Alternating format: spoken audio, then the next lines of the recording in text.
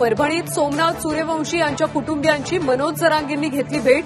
राजकारण न करता मारेकऱ्यांना सरकारनं तातडीनं अटक करण्याची मागणी. मंत्रिपद मिळू नये म्हणून अनेकांनी प्रयत्न केले, त्यांची कीव वाटते. मंत्र्यांपेक्षाही वरच्या पदावर जाईल, दीपक केसरकरांचं वक्तव्य.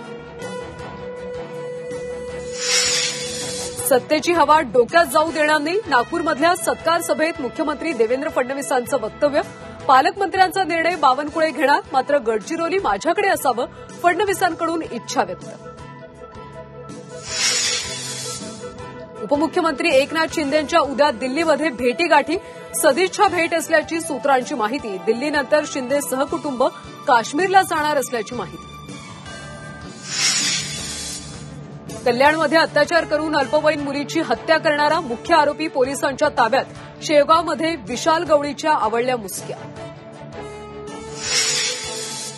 नाताळ नववर्षानिमित्त मंदिरांमध्ये भाविकांची मोठी गर्दी. शेगाव, तुळजापूर, अक्कलकोट साई मंदिरात दर्शनासाठी भक्तांच्या रांगा.